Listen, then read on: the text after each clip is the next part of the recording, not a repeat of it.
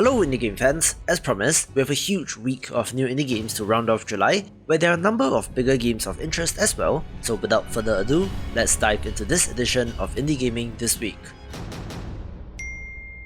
When one of the games that appeared on my top 10 upcoming games of the month video ends up at the number 10 spot, you know that we are in for a good week, but that's not a knock against Unbound Worlds Apart, a gorgeous puzzle platformer that's worth a look. Play as a mage with the power to open portals to other dimensions, tapping on each unique world in order to defeat an evil that's destroying your own. The variety of the portals seems neat, from inverting gravity to super strength, all of which contributes to the puzzles, making it something to watch this week.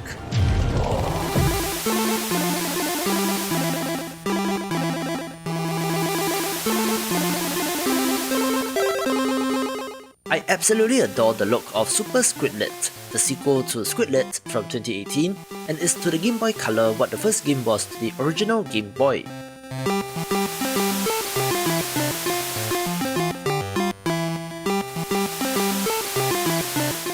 It's a cute little action platformer where you play as a little squid squirting ink on enemies in order to get to and banish a great evil from the land.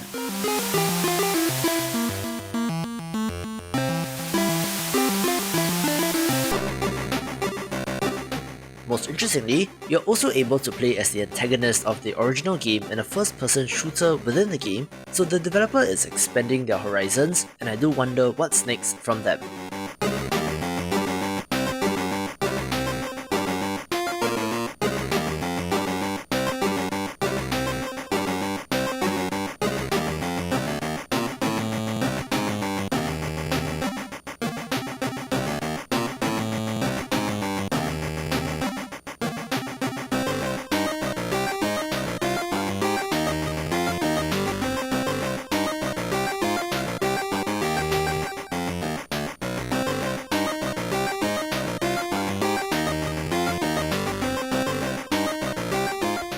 I remember covering the Kickstarter campaign of Ayo the Clown in September 2019, so it has been a while, where the developers have finally completed this wonderful looking 2.5D platformer, where this narrated trailer does show off some of the features, so enjoy. And covered in flames, with many worlds in between, each with their unique platforms and enemies. You can pound on giant carrots in the sunflower field, slide on the ice in Candyland, and fly around in this anti-gravity hovering thingy. Oh, and don't forget about the secret areas. They're everywhere if you look hard enough. Who knows what treasures you will find? Anyone for giant pearls? Throughout your journey, dangerous enemies are lurking everywhere looking to do you harm. They'll try and push you off a cliff, smash you into a pancake, and chop the nose off your face. So be sure to keep your toy weapons at hand to defend against the three-headed aliens and ram through the evil minions. You'll fight giant bosses like this rolling troll, this giant frog king desperately in need of a jester, and many more. So stop clowning around and join Ayo's adventure through this fun-filled, colorful world. Salve, friend.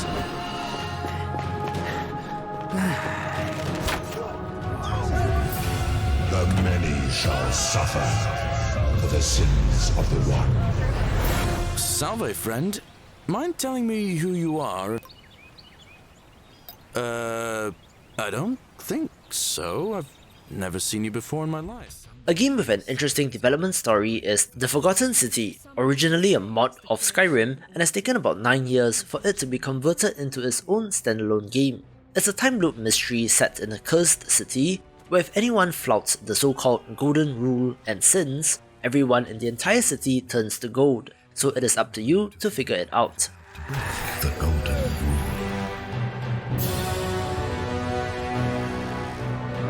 How is it that you've just arrived here and you already know everyone and exactly what's about to happen to them? It has won awards and garnered 3 million downloads as a mod, making it one to check out. Salve, friend. I'm Galerius.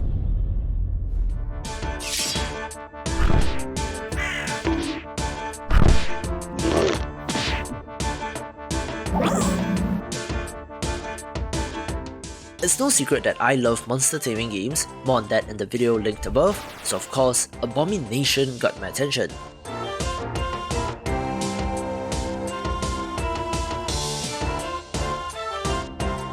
It's a roguelite monster taming RPG where you and your party of creatures battle through procedurally generated worlds where replayability is the name of the game. So perhaps think of this as some form of Nuzlocke run.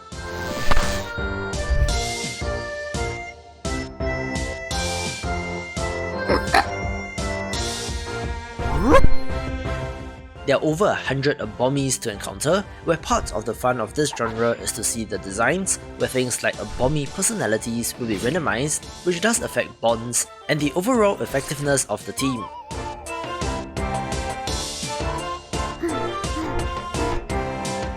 There are also non-combat elements like minigames and events, making it for fans of the genre.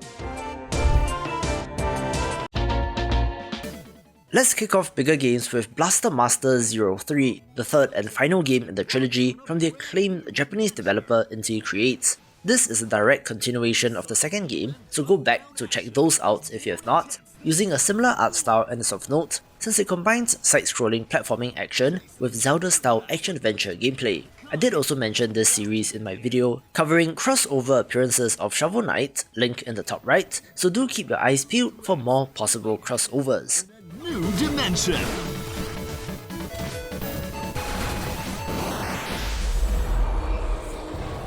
A blink of an eye takes 300 milliseconds. And it can change everything. Tatiana, my love, you've been gone for so long. A game which has impressed so far in early access is Chernobylite, a survival first-person shooter that's set in a 1:1 remodeling of the disaster zone, adding in an element of survival horror with the inclusion of mutant creatures. I'm a man of science. I'm not counting on miracles. On top of scavenging and exploring, you do have a home base to upgrade and a team of companions to manage, making it something of a different offering in the space. This is launching out of early access after just under 2 years, and while this developer is technically independent, I believe they are a nearly 100-person team, which explains its spot in the video. I will find allies. You cannot succeed alone, but there are others who will help you. I will survive day after day.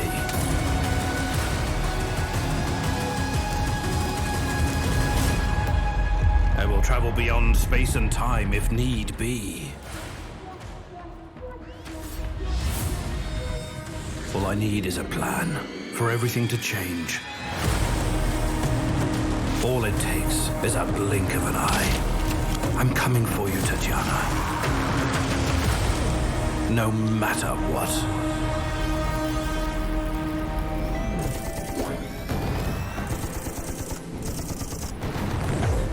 A no-brainer pick for shoot-'em-up fans is Dariusburst Another Chronicle EX+, being what seems like the umpteenth installment in the classic series, which was actually released in Japanese arcades quite a while back, but gets Switch and PS4 versions this week.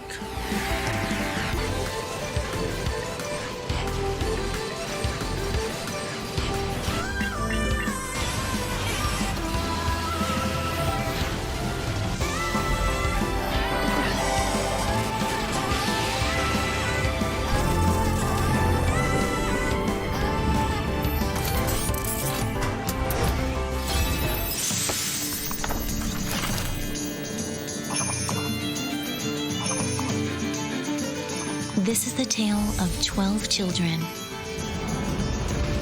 And the Tyrannus, a weapon of ancient times that will change their fates forever. Boarding the giant tank, they traversed the wastelands to save their families, captured by the Burman army. Choose wisely your weapons, and use powerful skills to defeat the fearsome empire that will do everything to stop you. One of the most prolific Japanese developers who made a whole bunch of anime games is CyberConnect 2, and on their 25th anniversary, decided to make and self-publish a title of their own in Fuga, Melodies of Steel, a turn-based RPG with anthropomorphic animals, where there are dungeon crawling and management systems on top of the core combat. Go on expeditions to explore ancient ruins, fight monsters, evade dangerous traps, and find hidden treasures. To regain their peaceful lives, the children move forward, ready to sacrifice everything, even a friend's life.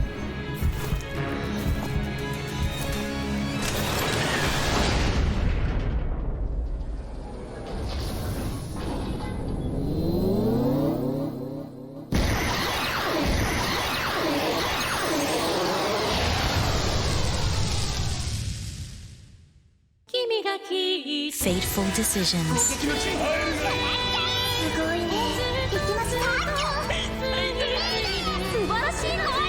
12 fragile lives.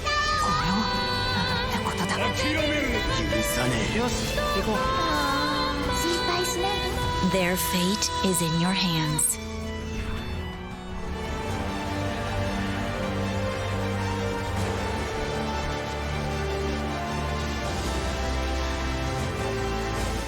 An impressive space MMO that will be releasing in early access is the simply titled Starbase, one that has the potential to be something huge due to the open world nature of the game. The usual space combat stuff is present, as well as exploration, mining, crafting and trading, coming to us from developer Frozen Byte, yes, the Trine people, who are a much larger developer than you might think. If you learned something new, smack that like button and subscribe, since we're getting close to that subscriber goal of that magic number.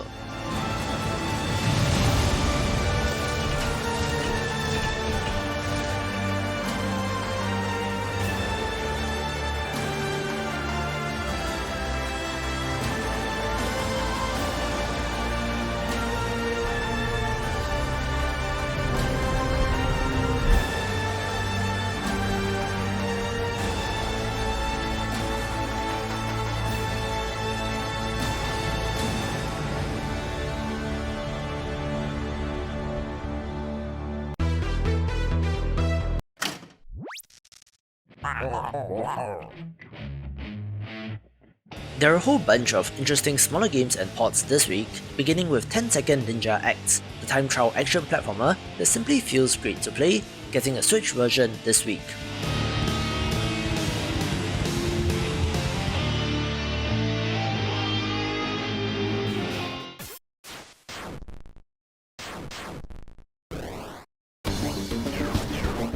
A smaller and underrated action-adventure title is Apple Slash from 2020, with a simple look and colour scheme, hides a fun game, getting a Switch version this week.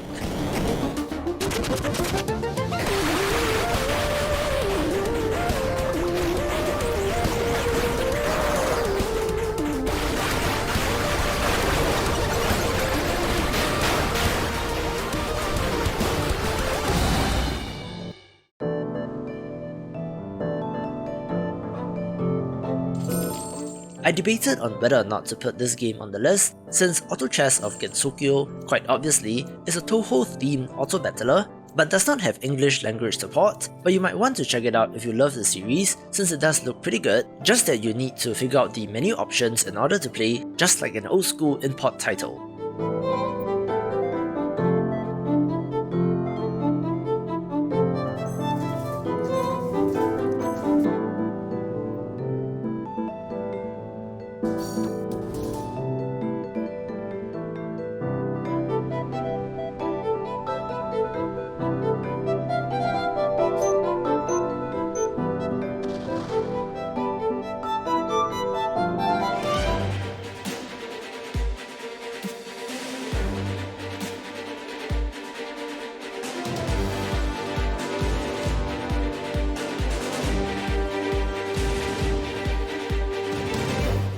B.ARK or B.ARK is one of the prettier games of the week, having adorable cartoon animals piloting mechs to help take back Earth, really impressing with the look, making it for fans of the genre.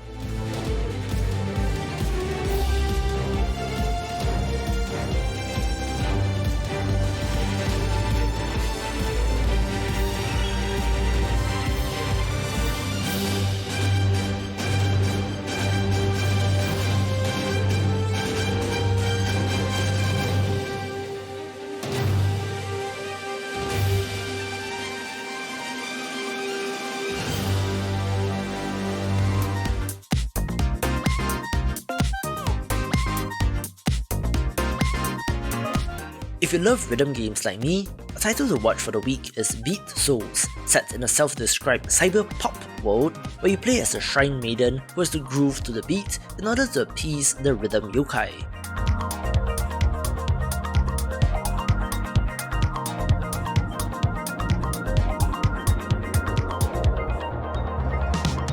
Using the classic note highway, this game changes things up by having you avoiding the noise and to collect the beat souls, a little bit like Ever Heard in Nature, all wrapped up with an aesthetic that's very anime, reminding me of Muse Dash and Could Be Neat.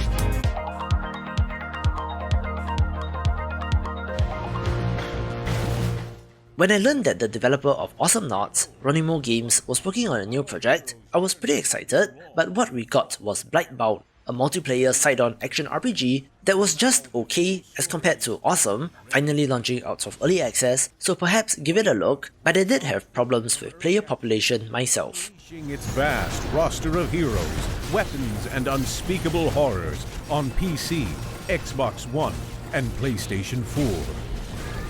So band together your trio of heroes, crossplay with your friends, and set forth on your quest to claim a world lost to the Blight. We are Blightbound.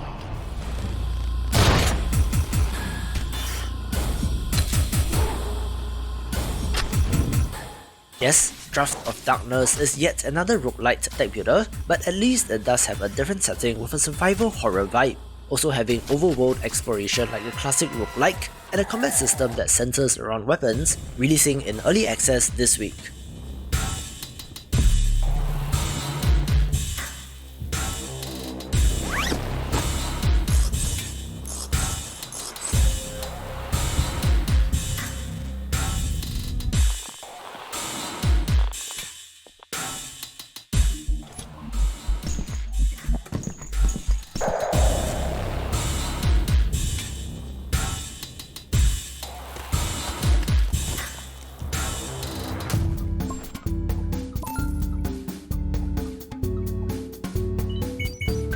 When I do my research for videos on upcoming games, I do come across a whole bunch of titles, but one that got my attention is Dungeons of Voidria, a classic turn-based roguelike crossed with a turn-based RPG, but the former is a declining genre, so it's always nice to see more titles in the space.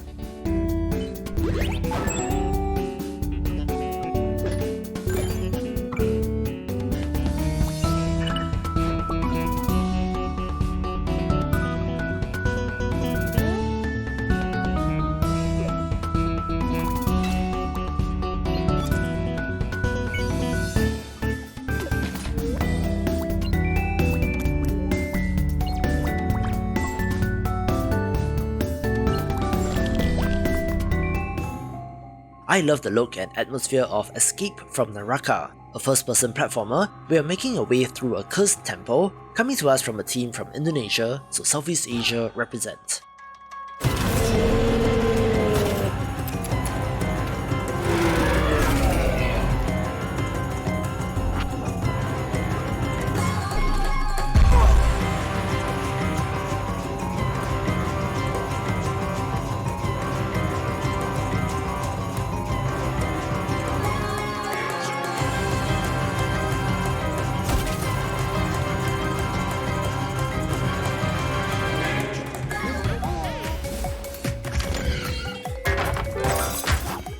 A title that I'm not so sure about is Get Packed Fully Loaded, a multiplayer co-op title where you and your friends play as movers trying to load a truck.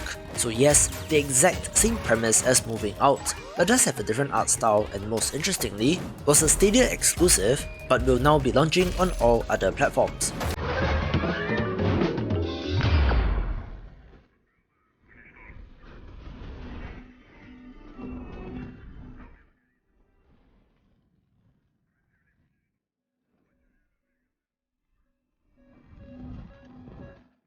One of the more unique offerings of the week is HighFleet, an action strategy title with a fascinating setting, having giant, almost steampunk ships battling in the skies as you upgrade, manage, and talk your way out of situations with other factions.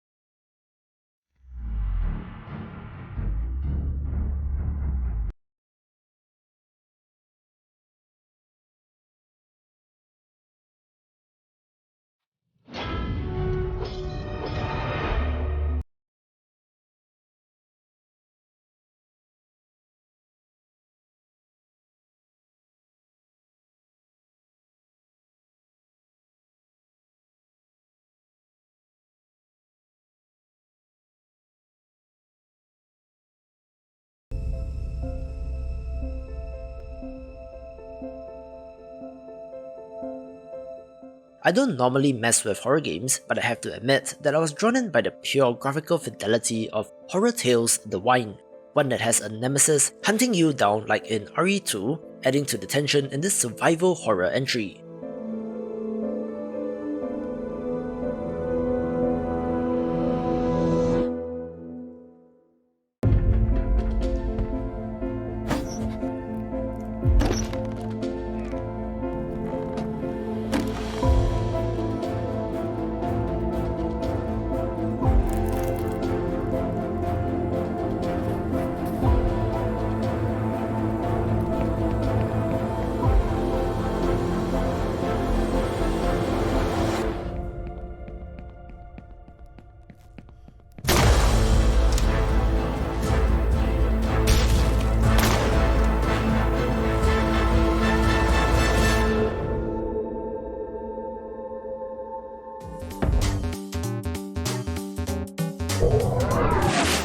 Me being me, of course, Idol Monster Frontier gets on the list due to the pixel art, who I believe is from an artist that I follow on Twitter, having both idol and auto battler elements in a great looking game.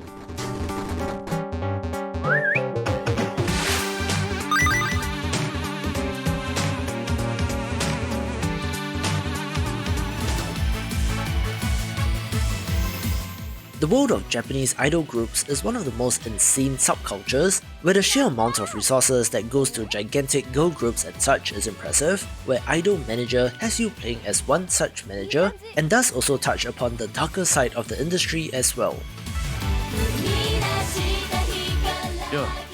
いよいよ明日が本番だ。もう遅いですわよ。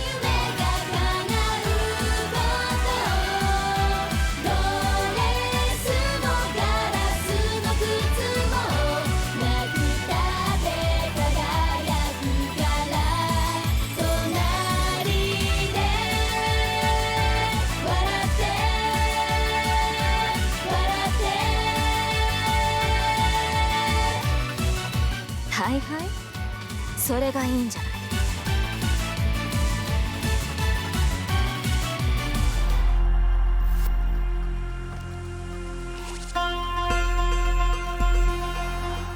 One of the most amazing looking pixel art titles of the week is Intravenous, a stealth action title that very much looks like Hotline Miami, which makes it of interest.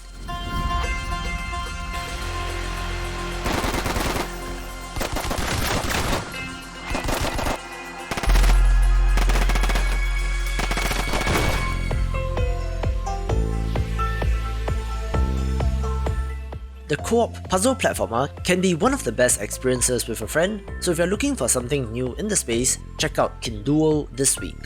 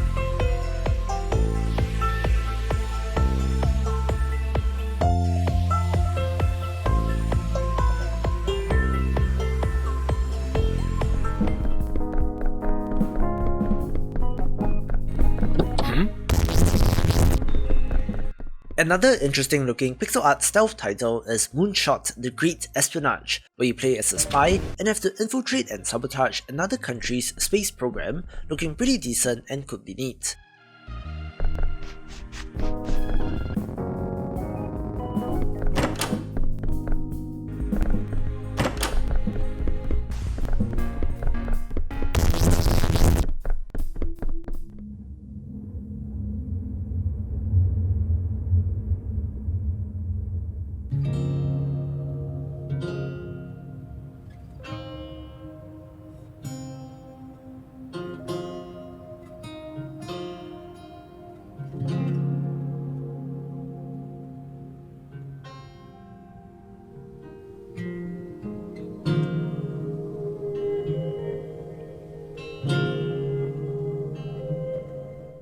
An emotional adventure game of interest is No Longer Home, where the theme, refreshingly, is not about depression, as most emotional games tend to be, but more about loss and separation.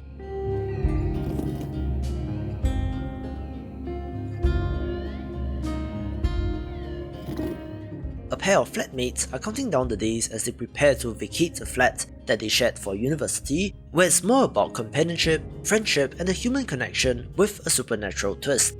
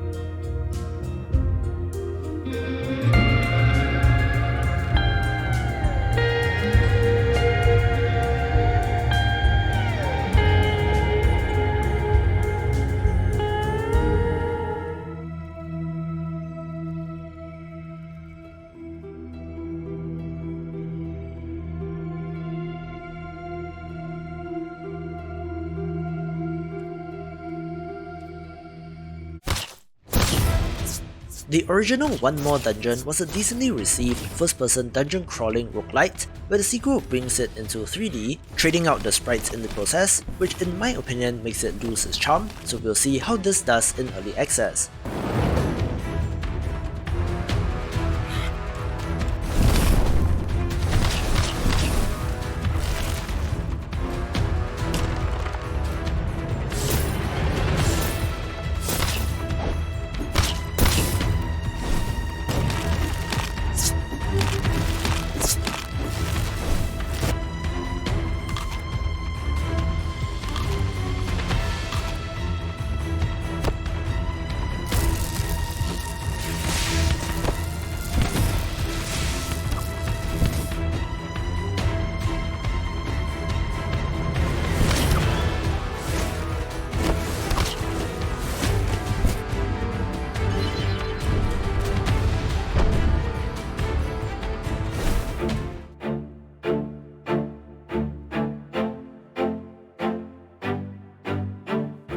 I love puns in titles, so that's one way to get my attention, where Sovereign Tea is a strategy RPG that has you mastering your forces to defeat the evil coffee empire.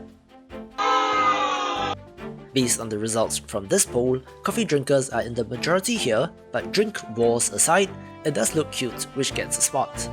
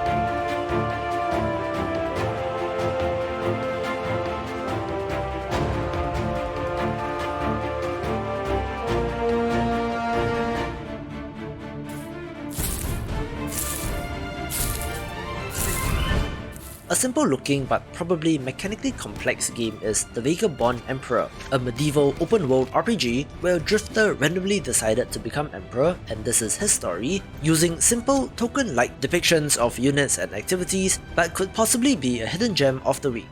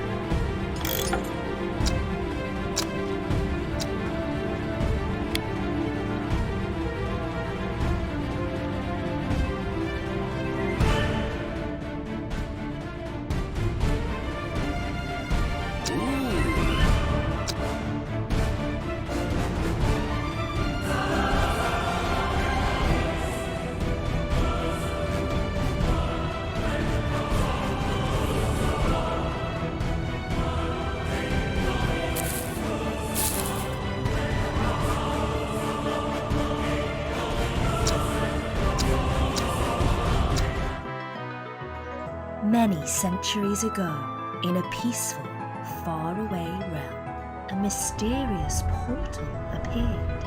This wonder of nature changed the world of magic forever. An action-adventure title that I've had my eye on for a little while is Trigger Witch, basically Zelda with a gun, so how's that for interesting? But this is launching on modern consoles but skipping Steam for some reason, so check it out if interested.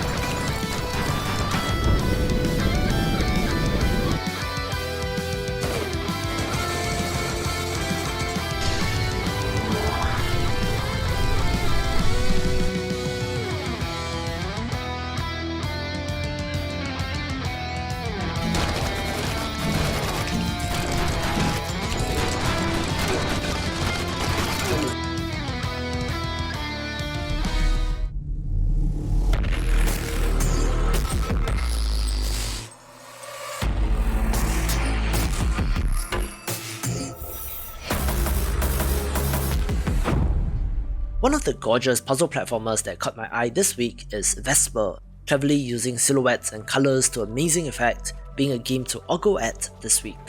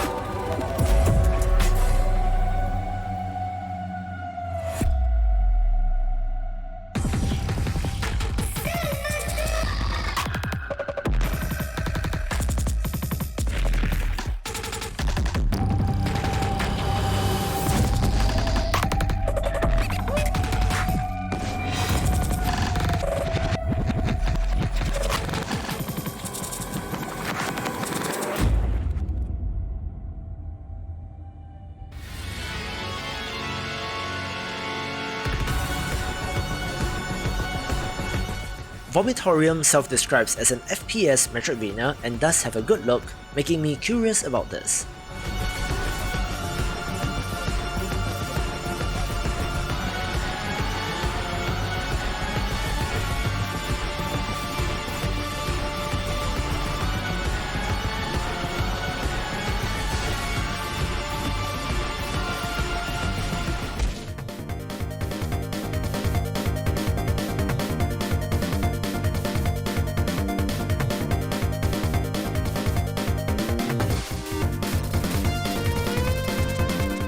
Rounding off smaller games is a cool little retro boss rush action platformer named Xenogunner. getting a Switch version this week.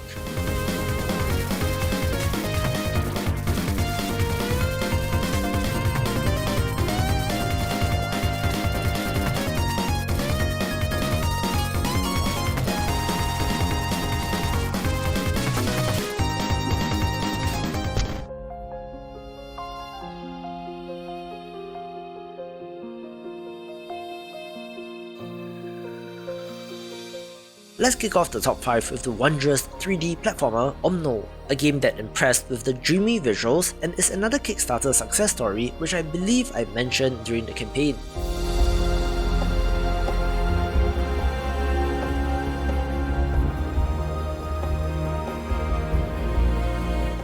The desert sections in this sure look like Journey, but there's so much more variety here with the cloudscapes, snowy levels and fantastical creatures.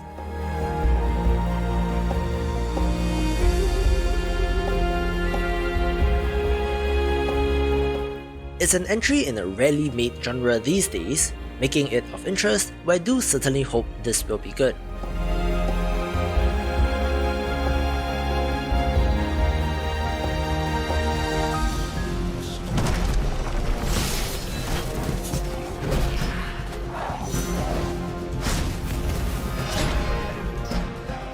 I also previewed Tribes of Midgard in my video looking at the games of July, where this Norse-themed action RPG with survival elements looks fantastic indeed.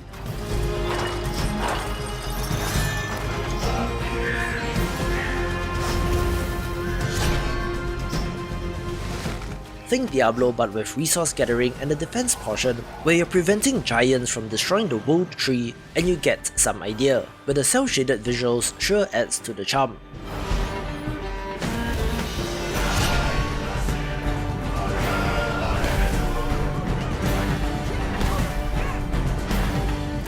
An area of concern, however, is that the developers are launching the game alongside something called Season 1, so it does seem like it might be a live service game, so something to keep in mind when making your decision.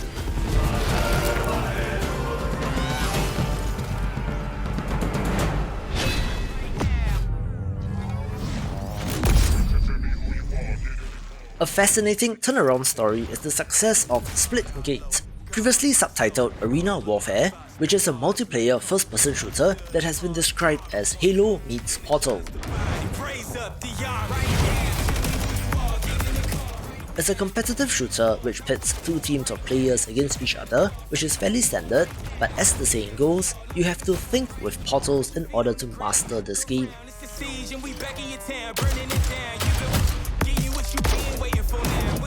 Now it's one thing to puzzle out solutions with all the time in the world versus having to calibrate in real time while someone is trying to kill you, adding a whole new dimension to a well-trodden genre.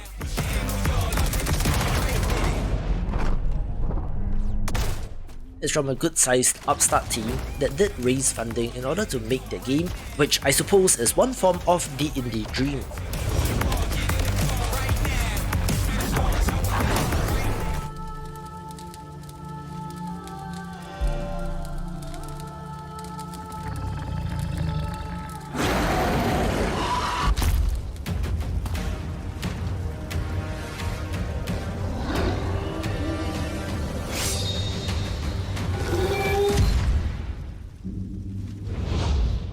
One of my most anticipated games of the year finally releases with Elder Souls, a boss rush action game with Souls-like combat, where you play as a lone warrior adventuring into the Citadel to slay the gods within.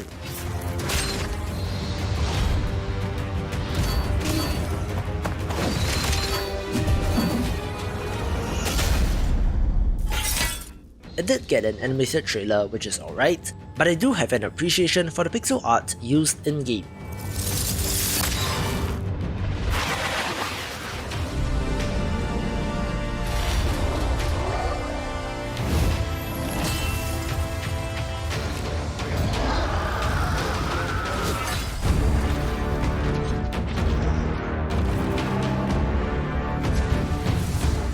Boss rush titles like Fury can be excellently done, so I do hope it lives up to the hype.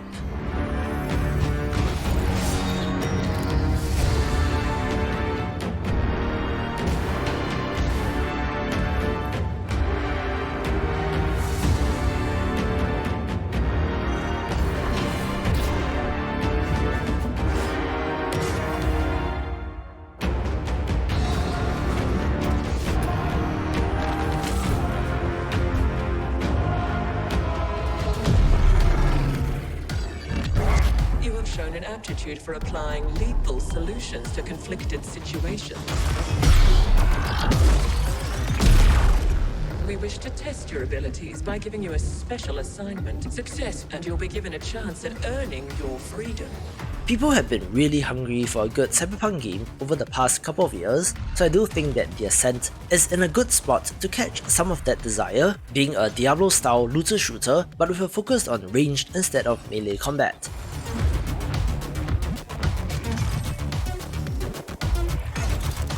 It's about mega corps and crime syndicates fighting over power, where you play as a newly liberated former employee of one such mega corp which collapsed, having to find your way in this brave new world.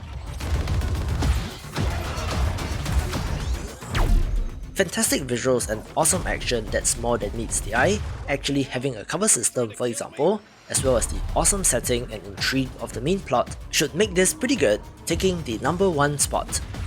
For more Diablo style titles, watch these videos and I will see you after the jump.